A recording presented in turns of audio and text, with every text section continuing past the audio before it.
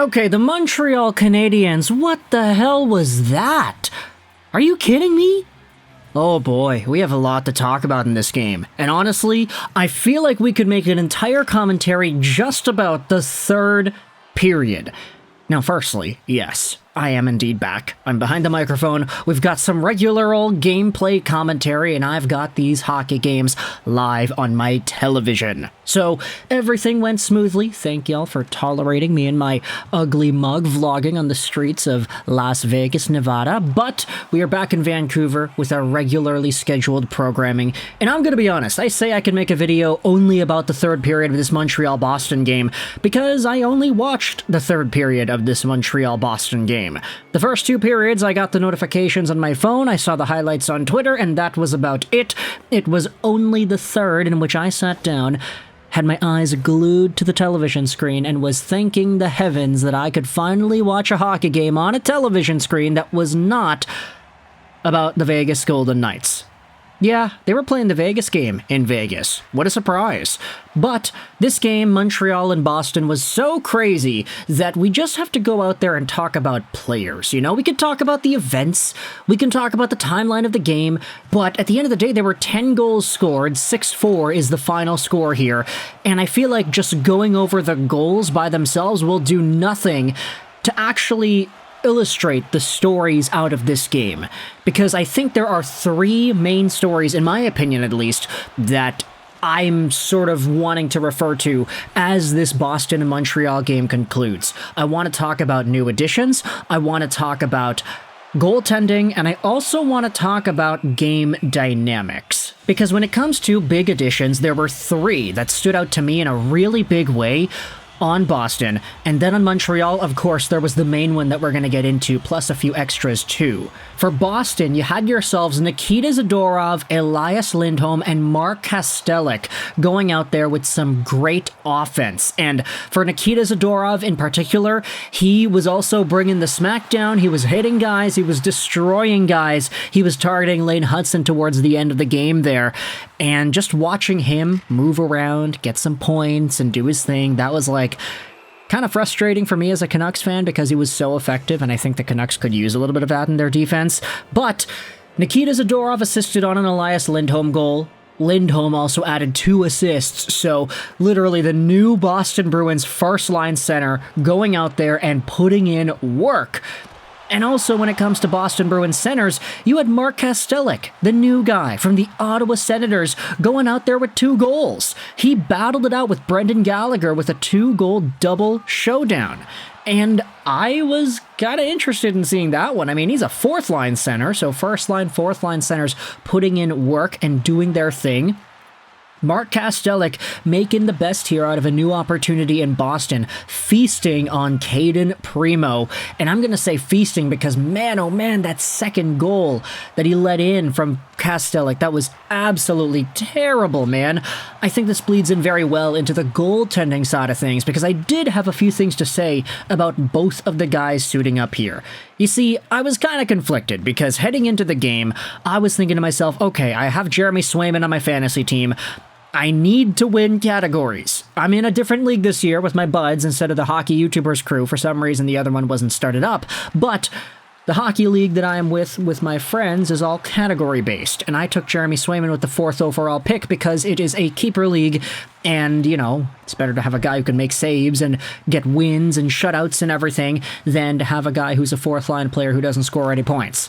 Don't get me wrong, there is a role for that, but you also need to capitalize on the goaltending at some point, and that is exactly what I did.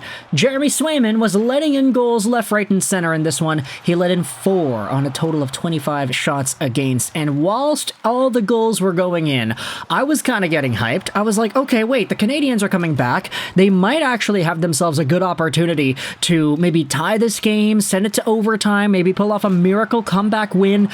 But at the same time, my Jeremy Swayman's getting lit the F up, and I don't want him to start letting in goals and have that save percentage consistently go down because I'm already losing in my matchup in fantasy. And I think I already told y'all, but I'm taking over a team. I took over a team from a guy who was inactive last year, and the best player he had in his team in this 3-player keeper league, it was Bedard, Kuzmenko, and John Tavares. 3 guys who really just are not top guys. Connor Bedard, I hope he will be a top guy, but the keeper league I had to start from scratch. So pretty much I just kept Bedard and a few defensemen. Everybody else ended up switching around on my team.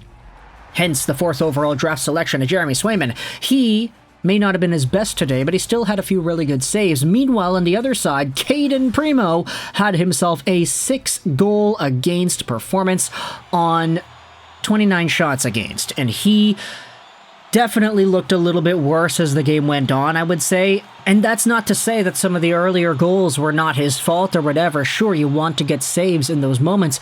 It's just even some of the goals towards the end, the Kastelic goal, man, that second goal was a dagger.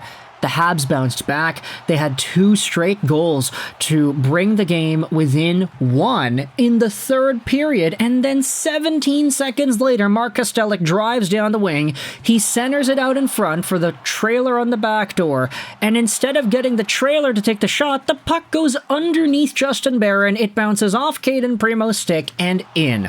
On the perfect angle, too.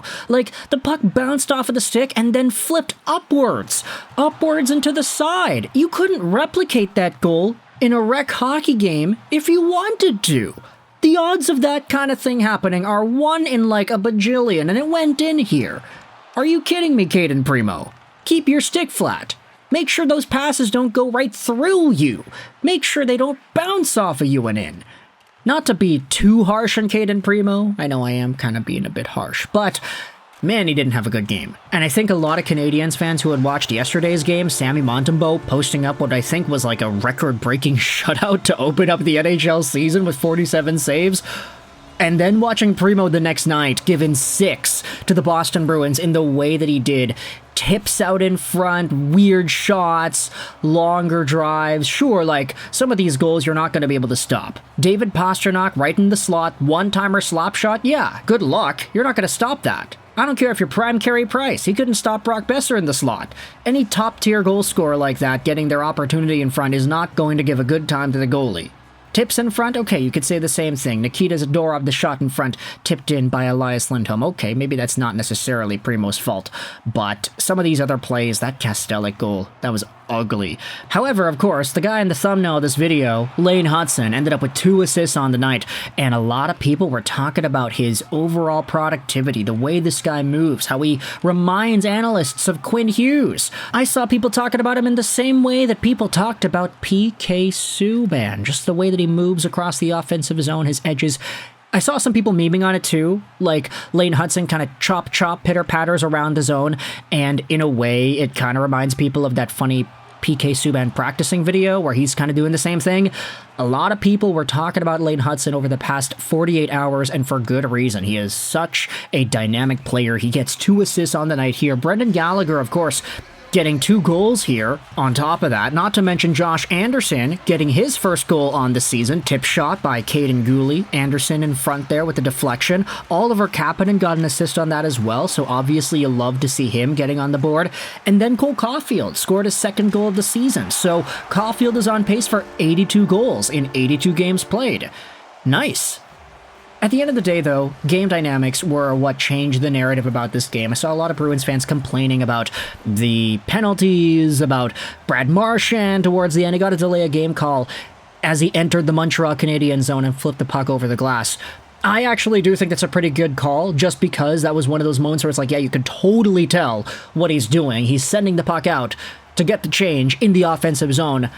He's doing it intentionally, and I'll stand by that and say that that is a delay of game. Sure, Bruins fans were pissy about it. Hey, he's not in his own zone and he shot the puck over the glass. Why is it a penalty? Well, it's because it was super intentional. The dynamic of the game also changed heavily with the Canadiens bouncing back and making it 5-4 Boston with those 2 goals in the 3rd period to really make things interesting. But as we had said, that momentum was quickly taken away by Mark Kastelic, and the Canadiens then could not capitalize on any of the power plays that they got afterwards. At the end of the day, though, the Canadiens lost to the Bruins, a team that is much superior than them, in a really tough way, admittedly. You don't want to see goals like that going in. Cayden, Primeau, you gotta be better. But there were some good performances today. Gallagher with 2 goals, Hutson with 2 assists. You got Cole Caufield goals and Anderson goals and guys getting points. So at the end of the day, it wasn't too bad, right? And I think my fantasy team can take a hit for one day if it means seeing 2 Lane Hutson assists to open up his NHL career. Let me know your thoughts in the comment section below. I hope you enjoyed this video. And bye.